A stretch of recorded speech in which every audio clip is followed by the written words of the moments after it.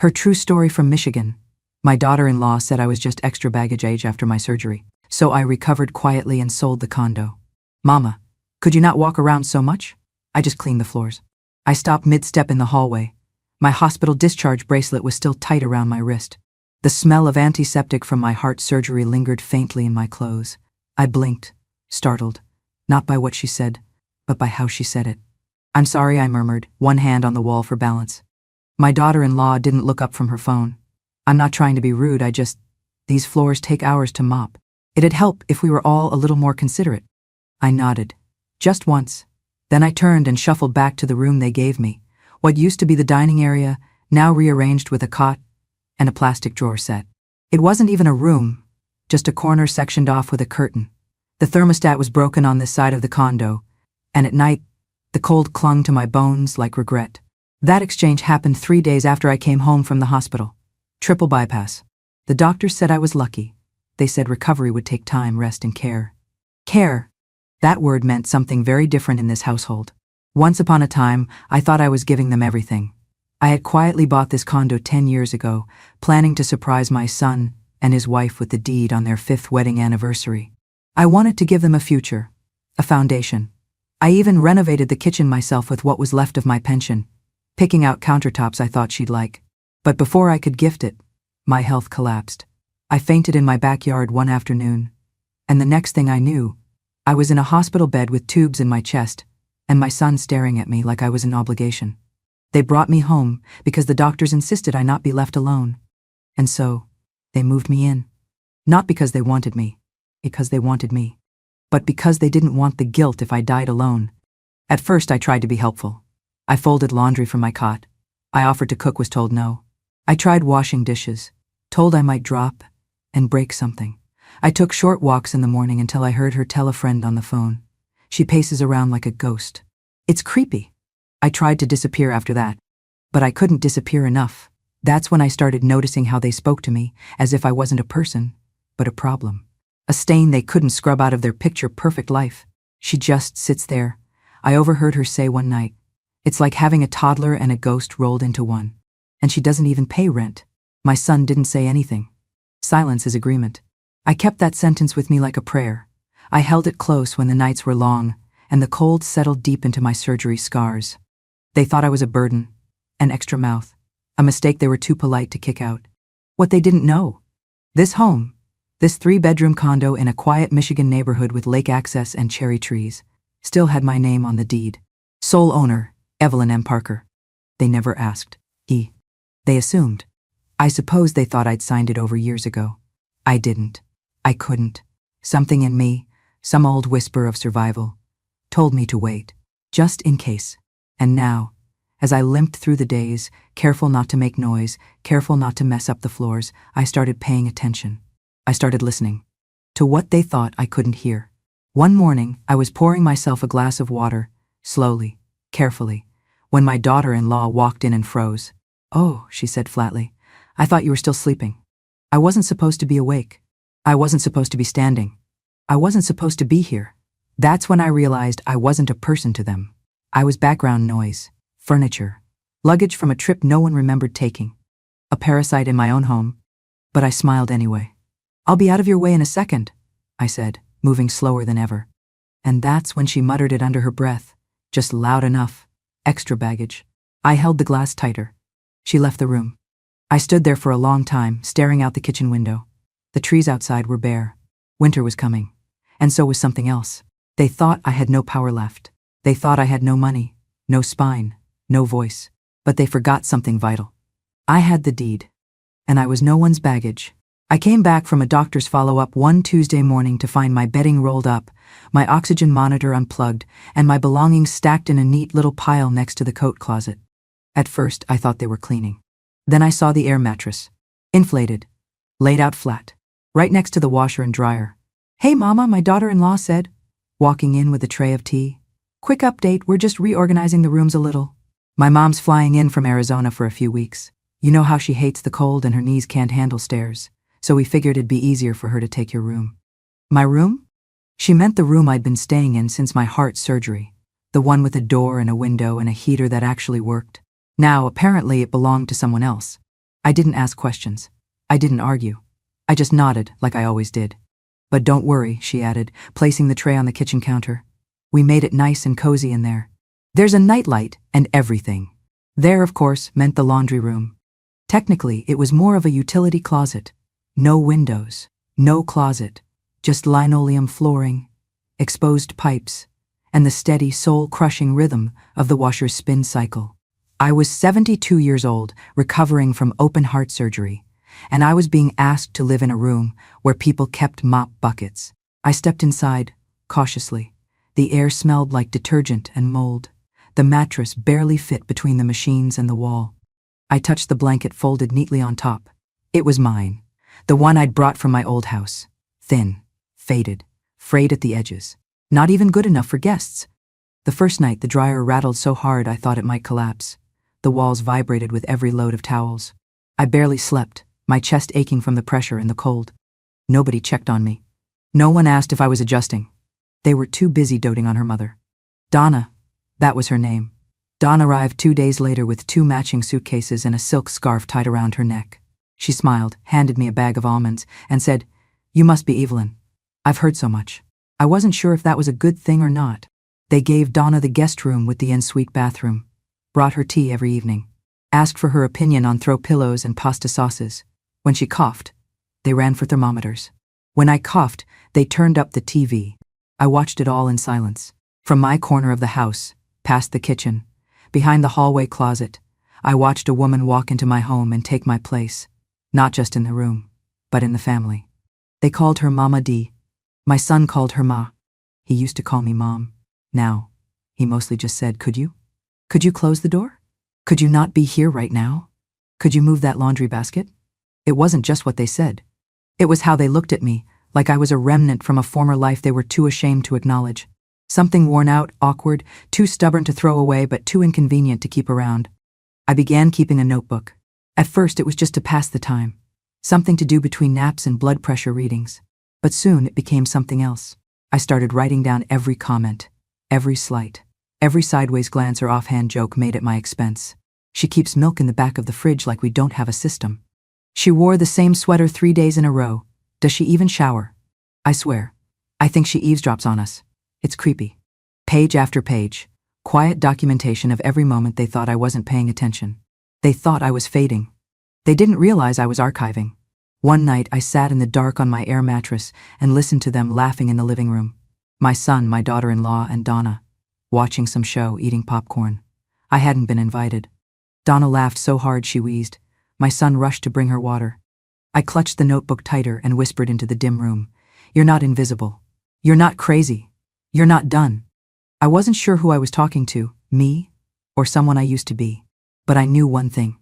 This house wasn't theirs. It never had been. And the day would come when they'd realize it, one creaky, cold, ungrateful breath at a time. The kitchen used to be my sanctuary. Not just a room, but a rhythm. I knew exactly how long to let the garlic sweat in butter before adding the onions, how many turns of the wrist it took to twist open the stubborn spice jars. It was the one place in any house where I didn't feel like a guest, until Donna moved in. From the moment her suitcases touched the floor, the house rearranged itself around her. And the kitchen, my final refuge, became her empire. It started with small things. She moved my cast iron skillet to the garage, said it was too heavy and dangerous on glass stovetops. She replaced the spices I had restocked just 2 months ago with organic blends that tasted like wet leaves. When I tried to make a simple chicken soup one afternoon, she waved me away with a thin smile. "Oh, Evelyn, let me do that. I have a lighter touch." A lighter touch. I backed off, hands trembling not from age but restraint. Within a week, I wasn't allowed to cook anymore. Not directly told, but maneuvered out. The knives moved. The labels changed. The pantry reorganized so I couldn't reach what I needed. One evening, I shuffled to the fridge to get the last of some leftover rice. I was hungry, and it was late. No one had offered me dinner. My daughter-in-law caught me just as I opened the lid. "Oh, Mama, we actually made something special tonight. I'm not sure the rice will go with it. Could you maybe ask first next time?" Ask. In the home I bought. For permission. To eat. I nodded. Later that week I tried to make toast. Simple toast. The toaster had been replaced with an air fryer. I didn't know how to work it. "Let me," Donna said, snatching the bread from my hands. These machines are smarter than they look. No offense. None taken. Just added to the list. I took my tea, lukewarm and unsweetened, and returned to the laundry room, where the hum of the dryer greeted me like an old friend. I didn't eat that night. Hunger didn't hurt as much as humiliation. I became a ghost in my own home, floating from corner to corner, avoiding eye contact, swallowing my pride like gravel. I made myself so small I could fit between the broom closet and the recycling bin. One night, I woke from a light sleep to the sound of laughter, muffled voices. My hearing isn't what it used to be, but some words still pierce clean through flesh and bone. I tiptoed toward the hallway, following the sound. They were in the living room, Donna, my daughter-in-law, and my son. The TV was off. The wine bottle was half empty. They were talking about me. She just lingers, my daughter-in-law said, her voice syrupy and sharp, like she's waiting for someone to ask her to leave. I mean, she doesn't pay rent, doesn't help. Donna does more in one day than she's done all month, Donna chimed in. Then, the line that stayed with me. She's like a barnacle, just attached to the house, sucking it in. My son didn't stop them. He didn't defend me. He didn't say a word. I sat down behind the hallway door, careful not to breathe too loud, and listened to every syllable. They thought I was asleep. They thought I couldn't hear. But I heard everything. And the worst part? I wasn't surprised. I didn't cry. Not there. Not then.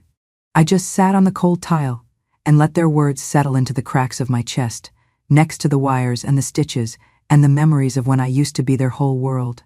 When he was 5 and cried if I wasn't the one to tuck him in. When he was 17 and begged me to co-sign his first car loan. When he was 23 and brought home the woman who would one day call me a parasite. That night, I took out my notebook and wrote 3 words. Ghosts have ears. I underlined it. The next morning, I smiled at Donna as she passed me in the hall. She nodded, smug. She thought she was winning. But that's the thing about ghosts. We never leave. Oh, we just wait. And we remember. I didn't cry when they moved me into the laundry room. I didn't cry when I was told not to cook, or when I had to ask permission to eat leftovers. But that night, lying on an air mattress beside the dryer, chest still raw from surgery, heart pounding not from pain, but from something colder, I came close.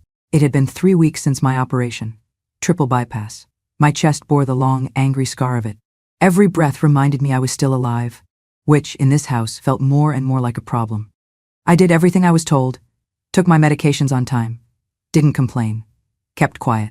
But still, the air shifted whenever I walked into a room. They'd fall silent, avert their eyes, or, worse, pretend I wasn't there at all. One evening, I overheard Donna call the clinic to book an appointment for my daughter-in-law. She has a bit of a sore throat, Donna said. We'd like the private room if possible. And that new specialist, what's her name? Yes, Dr. Monroe. The same Dr. Monroe who used to be my cardiologist. Nobody had offered to call her for me after my surgery. When I'd asked for help changing my dressing one day, my daughter-in-law glanced at the clock and said, "Oh shoot, I have a Zoom meeting. Can it wait?" Donna was out getting her nails done. My son was golfing. So I did it myself. Bent awkwardly over the bathroom sink, tape in one hand, gauze in the other, sweat dripping down my neck, heart racing from the strain. I nearly passed out. But I didn't tell anyone. They wouldn't have noticed anyway.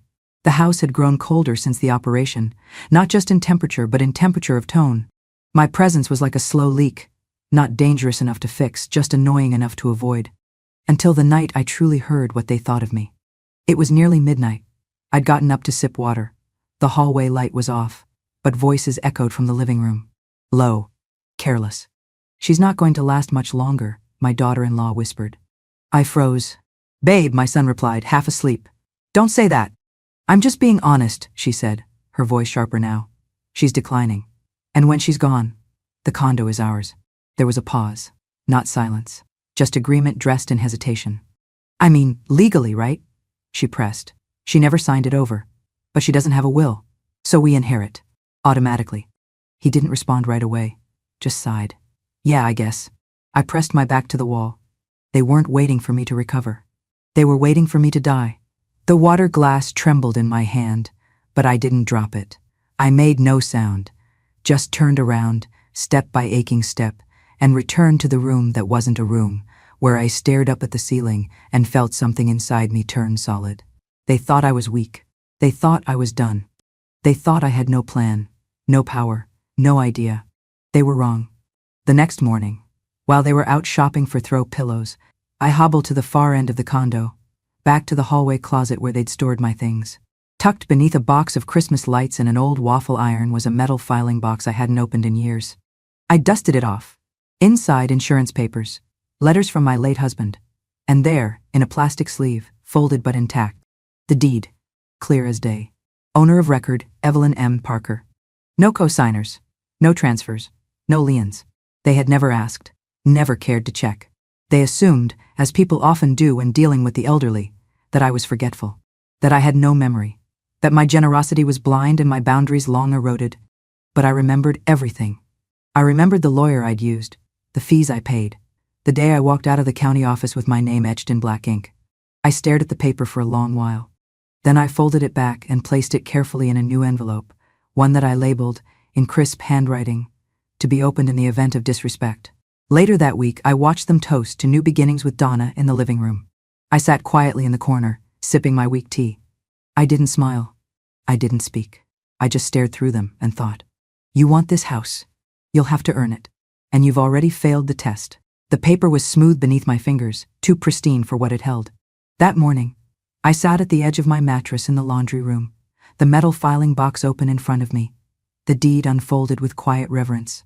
It felt like holding my younger self in my hands. I hadn't seen this document in over a decade. I hadn't needed to. Because I remembered. I remembered the cold steel chair in the clerk's office. I remembered the notary who shook my hand and said, "It's all yours now, ma'am." I remembered how proud I felt walking out into the autumn air, knowing I had secured something lasting for my son, a home, a future. But I had never signed it over. Not officially. The paper said so in plain type. Owner, Evelyn M. Parker. Sole proprietor. No co-owner, no joint tenancy, no transfer of title. They didn't know, or maybe they assumed the paper had changed with the years, that generosity would somehow sign its name in ink. They thought I'd forgotten. They thought I was just an old woman living on borrowed time. They didn't realize I had never borrowed a thing in my life. Everything I had, I earned, with sweat, sacrifice, and silence. And now, I held the last piece of leverage I would ever need. I tucked the deed into a folder and placed it beneath my pillow, then waited until the house emptied for the day, my son at work, my daughter-in-law at brunch, Donna at her weekly hair appointment. I used that rare silence to do something I should have done years ago. I picked up the phone and dialed a number I hadn't called since my husband passed. Franklin Law Group, a young voice answered. Is Walter still there? I asked. There was a pause. Walter Franklin? Yes?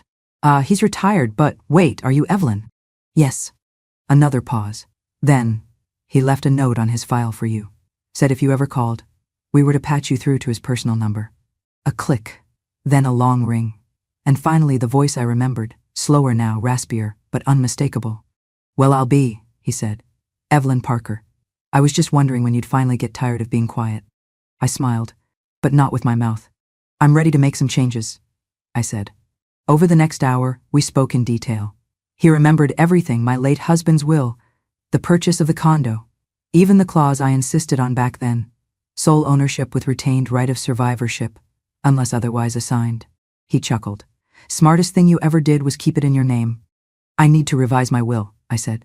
Got a pen? He replied. That night, while the family gathered to watch a movie I wasn't invited to, I sat in the laundry room drafting a new will. Walter emailed the paperwork.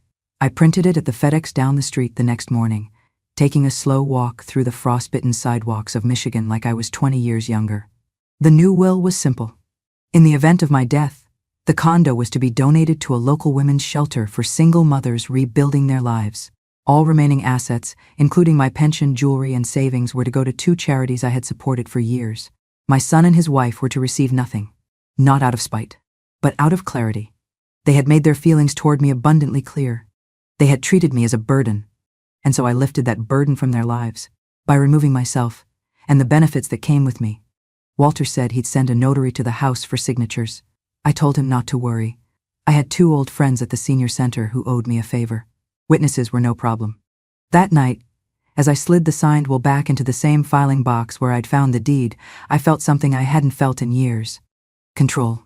Not the kind that screams, not the kind that threatens, The kind that sits in silence in the still hours of the night, knowing it no longer owes anyone anything. They still thought I was sleeping all day. They still thought I was waiting for death. But I was wide awake, and I was planning. Some betrayals don't come with shouting. They arrive in whispers, behind closed doors, or through half-heard phone calls at the wrong, or perhaps perfectly right, time. It was early afternoon, the day after I signed my revised will. I had come back from a walk, slow, deliberate, a ritual now. My legs were stronger, my heart more stable, but I kept my fragility visible. It gave them comfort to think I was fading. As I reached the hallway, I heard my son's voice. He was in the kitchen, pacing. He always paced when he lied. Yeah, I checked, he said. No, it's still in her name. But look, the bank said we could move forward if we had a signature. Doesn't have to be notarized. A pause. Then she's old, man. She won't know. Hell, I could sign for her. Her handwriting's like chicken scratch anyway. I stopped breathing. Every word after that felt like glass. I know it's fraud, technically, he said with a laugh. But it's not like she's gonna sue us. She can't even open a PDF. Silence on the other end. Then my son again. We need the loan. Okay. This kitchen remodel isn't gonna pay for itself. A kitchen remodel. He was willing to forge my signature for granite countertops. I stepped backward, quietly, back into the laundry room, closed the door without a sound. My hands didn't shake. My chest didn't ache. This time I wasn't broken. I was clear. I picked up my old flip phone and called Walter. They're trying to take a loan out on the condo, I said. There was no shock in his voice, only readiness. Do you want to sell? Yes, I said. Immediately. He paused. You sure? I gave them my health, my money, my silence. I am done giving. By nightfall, the listing paperwork was in my email. Walter already had a buyer lined up, an old client, a widow looking to move closer to her daughter. Cash offer. No inspection required. I printed it at the library, signed it at a cafe 3 blocks away. Walter handled the rest. We set the closing date for 10 days later. 10 days. 10 days to remain invisible. 10 days to keep breathing like a ghost. Each morning I smiled when they ignored me. Each evening I listened to Donna and my daughter-in-law talk about the dream backsplash and double ovens. They had no idea I had already sold the floor under their feet. In the meantime, I revised the will one final time, added a clause to have the proceeds from the condo divided between the women's shelter and the hospice that cared for my sister before she passed. I kept every paper in that metal filing box under my mattress, taped a note to the inside lid. If found, assume the owner knew exactly what she was doing. The morning of the closing, I rose earlier than usual. I dressed in my best, a navy coat I hadn't worn in years, my mother's brooch pinned just above my heart. I made coffee. I didn't drink it. I just waited. At 9:45 a.m., a knock at the door. My son answered. Yeah. Evelyn Parker? The woman asked, holding a clipboard. He hesitated. That's my mother. She smiled at me over his shoulder. Ready to go, Mrs. Parker? I nodded, took one last look around the condo, the kitchen I had designed, the hallway I had walked with trembling legs, the walls that heard my silence. I walked out without a word. The sale took less than 30 minutes. I signed. She wired the money. Walter hugged me, careful of my ribs. Want me to tell them? He asked. No, I said. Let the house do it. Back home, I didn't go inside. I didn't need to. I left the key with the notary and a single envelope taped to the front door. They would find it eventually. Inside, a copy of the deed transfer, the final will, and a handwritten note. This home belonged to me, not just on paper, but in memory, in sacrifice, in silence. You were never the heirs. You were just the tenants, and the lease has expired. That night, I checked into a private care facility Walter recommended, quiet with gardens and books, and no spin cycle humming in my ear. For the first time in months, I slept without flinching. And I dreamed not of revenge, but of space. The kind of space only freedom can buy. The morning they planned to visit the bank with forged paperwork was the same morning I left without saying goodbye. They had no idea I knew. No idea I had already sold the home they thought they could steal. At 6 a.m., I slipped on my navy coat, the same one I wore the day I closed the deal, and packed the last of my belongings into 2 suitcases. Nothing extravagant, just the essentials. My notebooks, my photos, my dignity. By 6:30, a discreet moving company I'd hired arrived, 2 kind young men who didn't ask questions. I pointed only to the items I had purchased myself, my books, my tea kettle, a few antique frames. The rest I left behind, like shedding old skin. By 7:15, everything I wanted was loaded into their van. By 7:30, I locked the door one final time. But I didn't leave it empty. On the kitchen table, where they often laughed and drank wine without me, I placed a wooden box, polished, unlocked, and carefully centered beneath the overhead light. Inside it were 3 things. 1. A copy of the signed and sealed purchase agreement. 2. The wire confirmation that the sale had closed. 3. A copy of my new will, cold, unambiguous, legally binding. And on top, folded with precision, a single sheet of notepaper. I wrote in my cleanest, calmest handwriting. You had a home because I gave it. Now you have a lesson because you took too much. Evelyn M. Parker. No threats. No accusations. Just the truth. At 8 a.m., the car Walter had arranged pulled up to the curb. Ready, Mrs. Parker? The driver asked, holding the door. I took one last look at the building. The place where I once planned surprise gifts and homemade dinners. The place where I was reduced to whispers and empty plates. Then I got in. The assisted living residence wasn't some dreary institution. It was a dignified, sunlit campus overlooking a quiet pond, filled with lilies and geese. I had paid for 2 years in full, using a portion of the condo sale. The rest, as Walter ensured, was already moving into the charities I named.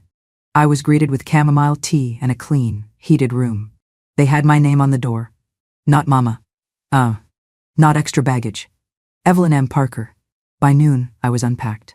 By evening, I was reading again, something I hadn't done in months. Back at the condo, they were likely walking in, expecting keys, expecting control. Instead, they'd find a table with nothing left around it. No inheritance, no mercy, no warning. Only the echo of their own words and the woman they thought couldn't hear. That night, I slept with the window open. The breeze smelled like lavender and closure. They must have arrived in the afternoon, shopping bags in hand, maybe still laughing about tile samples and mortgage rates, maybe still convinced they had the world wrapped around their entitled little fingers. Then they saw the open door. Then they saw the empty closets. Then they saw the box. Not hidden, not locked, just waiting, patient, polished, and final. Inside, the original deed, showing my sole ownership, the finalized sale contract, sealed and signed, the will that excluded them completely, and at the top, on cream paper with gold-trimmed edges, the note I knew they would never forget. This was once meant to be a wedding gift, but gifts are for the grateful, not for those waiting for someone to die. Evelyn M. Parker. I imagine the silence was deafening. I imagined Donna reading it twice, then again, unable to believe. I imagined my son staring at the papers, realization dawning too late, that his mother had been watching, remembering, calculating. They tried calling me. 5 times, then 6. Then from Donna's phone, then blocked, then private. I didn't answer. I wouldn't give them that. They didn't deserve my voice. They had ignored it for too long. In my new home, someone else answered when I rang the bell, smiled when I walked into the dining room, called me by name. At sunrise, I walked the garden paths with a nurse named Helen, who liked to hum old gospel songs. At night, a volunteer read aloud to me from dog-eared novels, pausing whenever I laughed or teared up. I was no longer in the background. I was seen. I was known. And for the first time in a decade, I slept through the night dreamless, peaceful, whole. No ghosts. No whispers. No spinning dryer to drown my dignity. Just me. Still standing. Still here. Still Evelyn. It was a quiet Tuesday in April when Margaret knocked gently on my door. She never barged in, always gentle, always respectful. The kind of woman who folded her pain into corners and stitched her wisdom into small talk. Evelyn, she said, peeking her head in, you remember Joan, don't you? From water aerobics? I nodded. Joan had a limp and a laugh like wind chimes in a storm. She used to teach bookkeeping and always wore brooches shaped like birds. Well, Margaret said, stepping inside, she's also Donna's cousin. I put down my tea. She sat beside me, lowered her voice, not out of fear, but the solemnity reserved for truths that have waited their turn. They're divorced, she said. Donna and your son. I didn't flinch. 3 months after you left. Apparently things fell apart fast. I said nothing. Margaret took my silence as an invitation to continue. She always did. Joan said the day your son came home and saw that box on the table, he didn't yell, didn't throw things. He just sat down on the floor like a boy who lost his shoes in a flood. Donna cried. Real, ugly cried. Not because she was sorry, but because the house was gone. The dream kitchen. The inheritance. The easy life. I stirred my tea. quietly. Margaret leaned closer. He tried to save it, tried to get her to stay. But you know what she said? I looked up, mildly curious. She said, "You let her rot. What else do you let happen under your nose?" That made me blink. Once. Turns out, Margaret added, Donna didn't like poor men. She liked inherited wealth. When that disappeared, so did the patience. I pressed my fingers together. Let the warmth of the cup anchor me. She moved back to Arizona, Margaret said. Left him with debt and the kind of reputation a man can't polish. Joan said he's living in a studio apartment now. No car, no Donna, and no mama to fix it. I let out a breath I hadn't known I'd been holding. It didn't feel like relief. It felt like truth finally sitting down beside me. He deserves better, I said quietly. Margaret raised an eyebrow. After what he let happen. I shook my head. Not from me, but from himself. Maybe now he'll grow into the kind of man he once promised he'd be. Margaret looked at me long, then patted my knee. You're better than I am. I would have danced the day he lost her. I smiled softly. Not kindly, just honestly. Losing someone you never truly had isn't a tragedy, I said. It's a revelation. In the months that followed, I heard little else about him. Only that he'd taken up carpentry, building shelves for people who could afford more than he ever would again. The irony didn't escape me. Sometimes I wondered if he remembered the day he asked me to move in. The promises he made. You'll have your own space, Mom. We'll take care of you. This is your home too. Sometimes I wondered if those promises were ever real, or just words people say to old women when they need her signature. But I didn't dwell. Instead, I kept walking the gardens each morning, kept showing up to book club, where we debated Tolstoy like the world hadn't betrayed us, kept receiving postcards from the charities I donated to, the ones who named a reading room after me. No plaque could replace a son, but it didn't need to, because peace doesn't always come in the shape of reconciliation. Sometimes it comes as a closed door, with no one knocking from the other side, and sometimes that's enough. Have you ever felt invisible? Not because you were quiet, but because they chose not to see you. Have you ever stood in a room full of your own family and felt like a stranger? Like furniture they no longer noticed? Or worse, an object they wanted out of the way? Have you ever been called a burden? Not in words they'd say to your face, but in the glances, in the closed doors, in the way your name was suddenly her, or she, or just a sigh. Have you ever been made to feel like your time had passed, that your life had peaked decades ago, and now you were just something to manage, to tolerate, to hide away in the corner of a house you paid for? Let me tell you something, sweetheart. If you felt that way, you are not alone, because the world has a cruel habit of forgetting the hands that built it. They forget the women who raised sons through silence, who held families together with casseroles and apologies, who swallowed their own dreams just to feed someone else's. And then one day, when your back aches and your voice softens, they look right through you. They call you extra. They call you difficult. They call you too much or too there or too old. But here's what they don't know. Silence is not weakness. Silence is strategy. Because sometimes the strongest voice in the room is the one that waits. She waits, not because she's scared, but because she's watching. She's remembering. She's writing it all down in the notebook of her heart. Every cruel word, every slammed door, every lie wrapped in politeness. And when she finally speaks, she doesn't scream. She doesn't beg. She doesn't ask for permission. She simply acts. With precision. With truth. With a quiet that shakes the ground. That is the power of women who've lived. That is the power of memory sharpened by pain. Of kindness pushed too far. Of dignity that refuses to die quietly. Here at Grandma True Stories, we don't tell fairy tales. We don't tell you that everything gets tied up with a bow, or that every wound is forgiven with a hug. We tell the truth. We tell the stories of grandmothers who were dismissed, until the day they stood up and changed the ending. We tell the stories of silent revenge and overdue justice, of betrayal and memory, of sacrifices made and never acknowledged, until now. These aren't just stories. They are warnings. They are reminders. They are revolutions in whispers. And to those who still think age makes us irrelevant, let me say this plain and clear. Revenge has no expiration date, so if you've ever been made to feel invisible, if your hands still remember the shape of heartbreak, if your silence was mistaken for surrender, then you've come to the right place. Subscribe to Grandma True Stories, because here we don't fade, we rise.